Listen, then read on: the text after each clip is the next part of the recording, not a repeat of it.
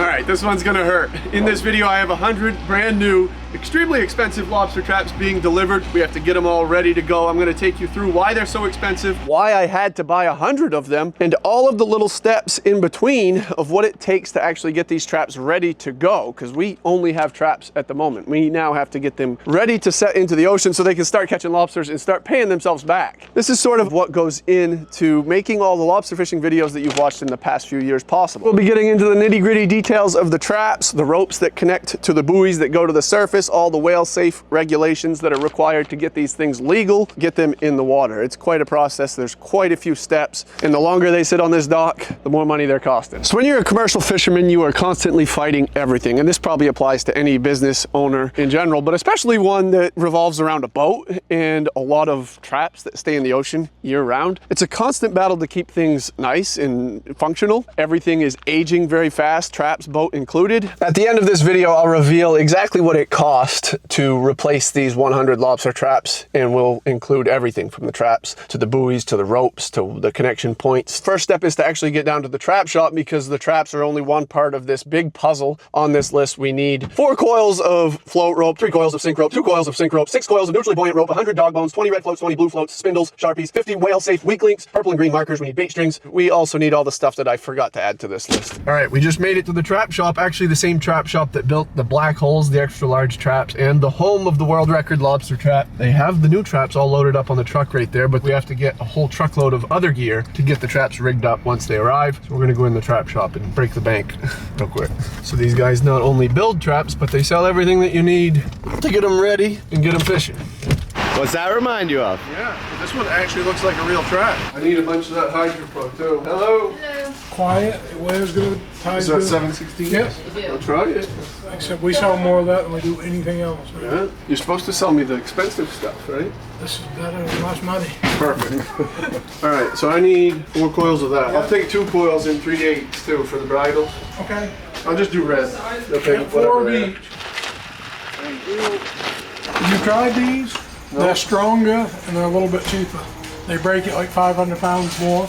And a lot of guys like it better because they said the rope don't catch. I'll try them. Spindles. You got go deep spindles? Yep. Can you have one of these for the boat?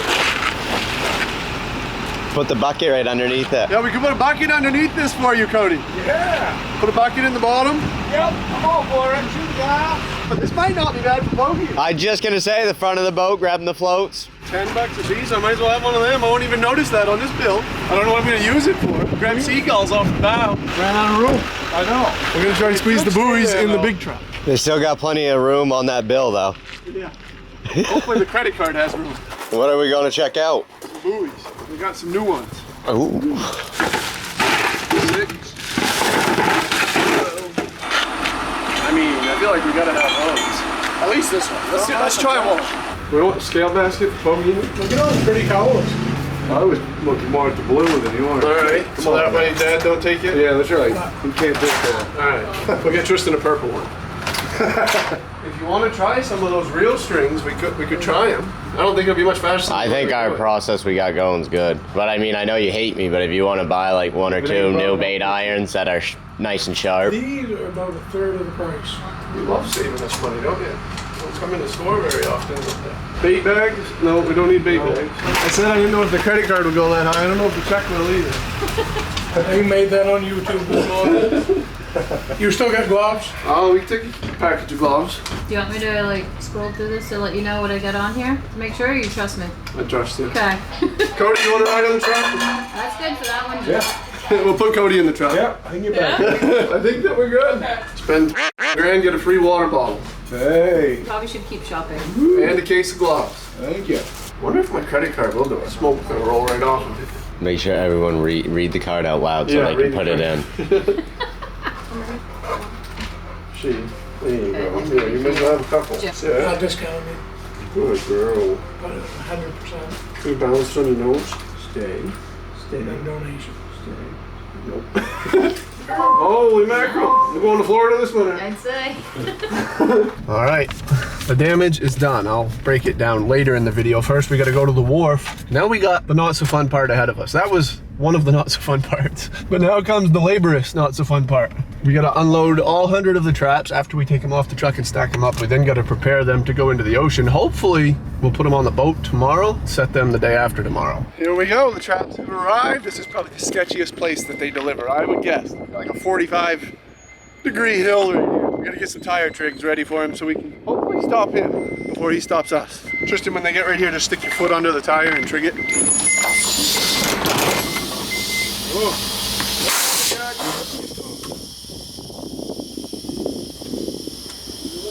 Oh, a little stretchy. Oh, look out.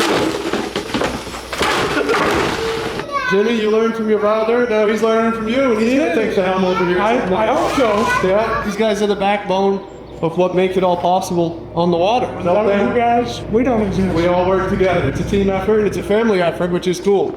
Multi-generations, not only on the ocean, but on land, making everything. You figure Brooks is 4th generation. Who processes the lobster, who's also multi-generation. So it's all family traditions. How many other businesses in that way? Everything, yeah, everything is heavily dependent on the Maine coast about family tradition, heritage being passed down, and knowledge being passed down. I'm very fortunate. I got an awesome crew. Yes? That crew, you know, with over average yesterday. Wow. The demand for traps, how's that fluctuated? Obviously, good years of lobstering. Right. The phone starts ringing, bad years, it shuts off. It's always one way or the other. It's either really slow or really crazy. One or the other, pick your poison. If you guys don't make money, though, we don't make money. Right. We're not like other businesses. We have nobody else to fall back on. Yeah. But you guys, we're going. Right. 186 bucks a piece. When you started, you said you remember them being $40, $50. Yeah. $38, $39 for the 3 phones. Well, thank you very much. Appreciate it. Look good business. We'll get them in the water and see if they can pay for themselves. $186 trap. We gotta pull 30 lobsters out of it. 30 keyframes. One hole. Okay. Whoa. Trap, no, get your traps there if you want to pay for them in one haul. Let's get them rigged up. Thank you, guys. Thank you. Have a good day. The fun begins. We're gonna get them all ready to go into the water. The sooner they get in the water, the quicker they can start paying for themselves. Ready or not, here I come. What? Yeah. Oh, we got a big one. We got a 20-pounder, 30-pounder. I can't stand it. How long has he been in? Kai's still hiding, huh? Yeah. There he is. Knock it out when it's open for Yeah, I got it. Yeah, you got a lot of hiding spots, don't you? We gotta make a jigger. We gotta cut up a bunch of bridles. This is a time-consuming, tedious process. The jigger is the one that we go by to make sure that we cut the other 100 the right length. Double check and make sure your jigger's the right length, because I've done this before and the jigger was the wrong length. Cut up all 100 just to figure out that you cut your jigger the wrong length. If you don't go by your jigger on every single cut, then each one could get off like 1/4 of an inch, and that all adds up in the end to being way off. All right, we now have traps, and the first of many steps to prepare them to going into the water is to make a bridle. We need a connection point to tie our traps together. This is called a dog bone. It's basically a connection point, a plastic swivel that we can tie our ropes, our end lines into them, and it allows the trap to spin around and not twist the ropes up. So they're a really handy rig, and they make it easy to untie traps and retie them back in. If we get a snarl, we can just cut the knot off behind the dog bone. Trap will pop right off. We can clear it out and retie it back in very easily. So to attach the dog bone, we need a bridle, and that's why we made these. We're going 4 corners. So we're gonna do a hitch here. This is a very time-consuming, finger-soring process. You gotta just try to find some kind of rhythm to it. And where we got me, Tristan, and Cody today, we just gotta keep going through the motions until we find a good assembly line routine where we're not waiting for each other. Each of us will have our own job, and ideally nobody has to wait for anybody, and we can get through all 100 of these as quickly as possible. Run across to this side to make the 4-point bridle. Hitch on this side, and everybody does this a little differently. I used to just do a single bridle down here on the bottom, and they were nicer for bridling, a little quicker, but the snarls and twisting up and handling, a little bit of time that these 4-point bridles take. We're gonna fish them for the next 5 years. It's nice to have good handling traps. This is where Cody comes in with his fid, which is just a tool to tuck this tag end back into the rope so it's not just flailing around and coming unfrayed. Same on this side. There we go. So now we have an attachment point, the dog bone right here. Bait bag string going in, which is another step. We would be tagging these right now, but we can't actually tag them because we have exactly 800 tags. All 800 traps are in the water right now, so we have to take 50 traps up to get these ones out. Tomorrow at the end of the day, after we haul our 400 traps, we got to bring 50 of our oldest traps back in, rip the tags out of them, put the tags in these ones, put them on the boat, get these ones in the water. That was one bridle. We have 99 to go. Ooh is right. Nasty. You got to get to it. Where did I leave off? You distracted him. 7. All right, Cody, you're gonna have to try to count 10 here. Yeah, this is... I'm making fun of you and I just lost count. So we're just putting the license number and the buoy number on the buoys, just labeling them 1 through 10. We keep our traps organized in the ocean in 10 buoy configurations. On each buoy is 5 traps. So in each string of 10, we have 50 traps. We gotta get some spindles. We have a couple. Spindle on the back for visibility. That's the connection point where it gets tied into the rope that we got to cut up after this. You're on 8.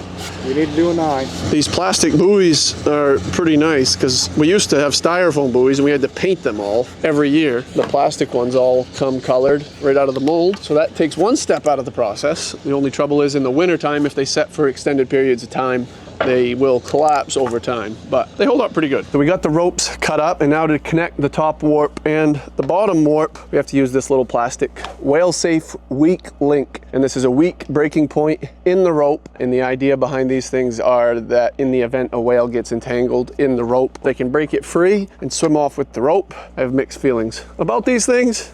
As you can imagine, the value in the gear that's attached to this little thing. You saw what went into getting these 100 traps, and this is only 1/8 of the traps that are in the water. So you multiply that price by 8, that's the amount of gear that's floating around out there in the ocean, and all of it is attached with these little 50-cent pieces of plastic. That'll keep you up at night.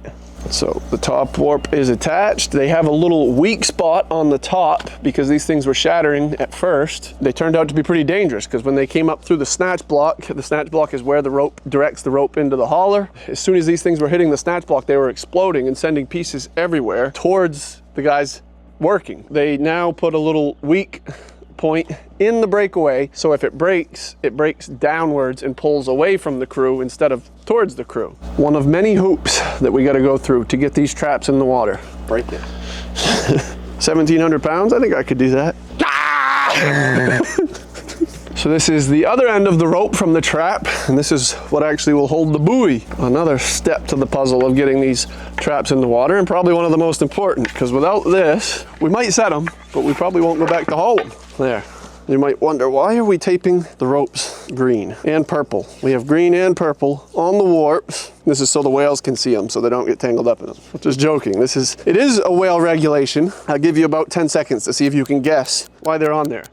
All right, 3, 2, 1, your time is up. The reason for the purple and green is different lobster fishing areas in the Gulf of Maine have to mark their rope with certain colors. Our area is purple with a little bit of green on the top. The reason it's there is if a entanglement does occur and the gear is found, they can identify where the gear came from. So if they start to see lots of gear with the same color configuration pop up, they know that there's a high density of whale entanglements there and there's a potential problem there. The state of Maine actually has a very good track record. We've been marking the color of our rope for as long as I've been fishing. And they've only linked one right whale, which is the whale that is of high concern because it's on the endangered species, in the whole, 20 years that we've been marking our rope. I guess that's even still questionable whether or not it was. That's up for debate, I guess. I never went down and saw the gear myself. That's why there's purple and green in the rope, if you ever noticed that. But we have several different ropes in several different colors. Some are thicker than others as well. We have a lot of different ropes for a lot of different purposes. And each one of the ropes has different lengths as well. So we set the coils up right here. We measure them out. We run them up this hill. We'll cut them off at the lengths they need. We'll coil them all back, tie them all together so they're ready to go onto the boat tomorrow. These specific ropes are the ground lines, and these are what connect the traps together. And this is another, on the topic of whales, something that we started doing shortly after I started fishing, actually. This was probably 15, we've probably been doing this probably about 15 years. Prior to that, we used float rope to connect the traps together on bottom, which was ideal because the rope doesn't lay on bottom and chafe and saw on the ledges when you're fishing hard bottom.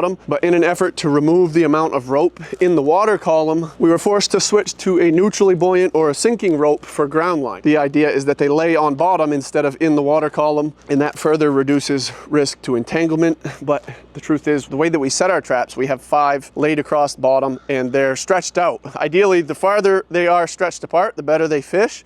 So we keep those things as tight as we can. So even when you're using float rope, they're only floating up off the surface about that far. So I don't know, I have mixed feelings about these as well. These things suck and they cost a lot of money. They cost a lot of time in lost traps, trying to retrieve lost traps due to these things. This rope only lasts about 2 years maybe, because if you fish any amount of hard bottom, it lays on bottom. In the tide, the ocean's always moving, so it's sawing these ropes back and forth on the ledges. It wears the rope out 10 times faster than if you use float rope, and they'll often break. And this is a lot of the reason we got that little experimental grapple, is to retrieve those traps. Most of the time we can get them back. It just is a nightmare when we do have to do that, because it takes a lot of time out of the day to try to retrieve those lost traps. Just another hoop that we got to jump through of many, many steps to get these traps ready to go fishing. You guys watch the videos all over these years and you see the traps come to the surface and go back out, but I thought this video would be interesting to give you a sense of just what it takes to get those traps in the position to be able to show them to you every video. So our other two color ropes that you saw is our top warp and our bottom warp. These are the bottom warps, and these actually do float because they're suspended in the water column. There's nothing you can do about it. They got to get from the surface down to the bottom. So the bottom half, or the bottom 2/3, floats of our end line, and the top 1/3 sinks, because if you used float rope the whole way on the slack tide, the water would lay on the surface and boats would get them in the wheel. It would be a nightmare. That's where these ones come into play, and these ones actually sink. This is the top half of our top warp. On the other end of this is where the buoy and the float will go. These will connect together with the weak link down to the trap. These are the ropes that will take the buoy all the way down to the bottom where we'll retrieve it. Believe it or not, these ones are actually pretty short. These are some of the shortest warps that we fish for the year. They're 60 fathom, so times 6, 360 feet. So while the tailors do play a critical role, those are the tailors, the ropes that I showed you, the ground lines also. And while they are an important piece to this and they play a critical role, these ropes are far more important, because these ropes have 5 traps hanging off of at all times. The tailors could have 4, could have 3, could have 2, could have 1, because the farther you make it down the chain of 5, the less traps are hanging on it. These ones are critical because these got all 5 hanging off of them. So the traps today will last roughly 6 years or so before they start to get pretty prickly. So of course, replacing only 100 a year means that my oldest traps would be 8 years old. So some years I even have to do more than 100 and do a couple hundred every few years, just to try to keep the oldest traps in the ocean under 6 years old. The older they get, as you can see from this trap, they start to rust out in the back from the lobsters actually biting the wire. They'll chew the coating off of it, then the wire will rust away. You start to lose some lobsters, they don't fish as good. The new traps are much easier handling. You can haul them much faster and smoother, much more efficiently. Luckily, we don't have to worry too much about storms because we're fishing in deeper water, so the storms don't really affect the traps, but there are a lot of fishermen fishing in close to the rocks. When a storm comes through, they can cause substantial damage to their traps. I mean, storms have been known in the past to wipe out hundreds of thousands of dollars in lobster gear on the coast. Luckily for us, that's not the case. We do have some things that affect us, like trap loss, just boat traffic. And a lot of the times with boat traffic, we can get them back. We just tow grapples. We have a good success rate of getting them back, and we have a lot of incentive to try to get them back because they have very valuable tags in them. We only get 800 tags a year. Each tag has to have a trap in it. So if we lose the tag, we lose the ability to fish that trap, and we're down 1/800th of our business for the year. Doesn't sound like a lot, but if you lose 20, 30 traps, you're down 20, 30, 800ths of your business for the year. In the event they do get lost permanently, we do have biodegradable hog rings and safety measures in place. This is an escape hatch held in with a biodegradable hog ring, and if it stays on bottom too long and is lost, then this will rust away. The door will open up and it will let everything inside out, and the trap will just become habitat at that point. So this is actually one of my older traps, and it's 54 inches, and it's a pretty typical trap on the Maine coast. Traps can range anywhere from 3 feet up to 5 feet. 5 feet is as big as we're allowed to go. We're only allowed to go up to 22,950 cubic inches. These 54s are what I started using. I'm slowly, as I get new traps each year, we get 100. I'm switching out to 5-footers. Economically, they seem to make more sense. Back when I started, we used to haul much more frequently, but due to expenses, now we tend to bait our traps a little bit heavier, let them sit a little bit longer, and having that extra little bit of holding room in the traps is nice for longer soaks. They also have 3 bedroom heads, which is part of the key of why they fish better on a longer set. How a lobster trap works, a quick rundown, is the lobsters climb in these entry heads. This is where the bait will be right here, and the lobsters will climb in. They'll eat the bait. After they get done eating the bait, they want to climb away from the bait, so they'll make their way back. A lot of them will actually just leave the trap and go out. We actually lose, they say, like a staggering number, like 80%, 90% of what climbs in the trap actually just climbs right back out. So we're only catching like 10% of the lobsters that eat our bait. So speaking of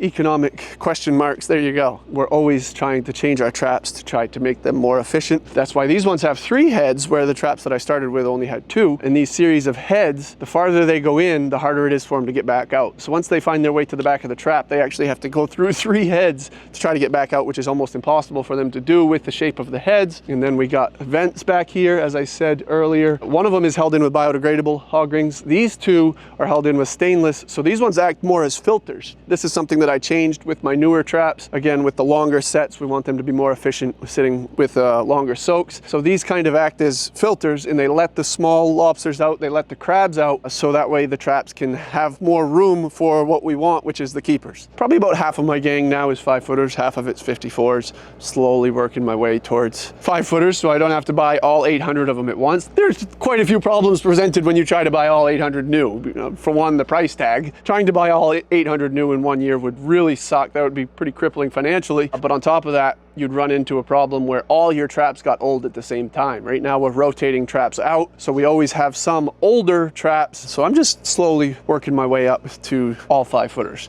After 3 or 4 more years, I'll be there. All right, we've been hard at it all day. We finally have just 50 of them done, which is kind of depressing. We're only halfway there, but we do have 50 done. The ropes are all ready to go. Buoys are ready to go. We just need to pull in and put bait in them. We got to tag them, and we need some fuel to get them offshore to set them. So this price isn't complete yet, just bait, fuel, and of course it doesn't include any time. Also, keep in mind before I reveal the price that this is just 1/8 of the gang of traps. There are 700 more of these offshore already in the water. Without further ado, the grand total price to get 100 traps ready to go into the ocean without bait and fuel to set them is $22,521. If you spread that out each year, that's $2,000 a month guaranteed gone every year in just fixed trap costs, in gear costs. Maybe we should stop crunching these numbers because these are getting a little bit depressing. Okay, getting a call from Westmac. That should cheer you up. We got a Westmac update.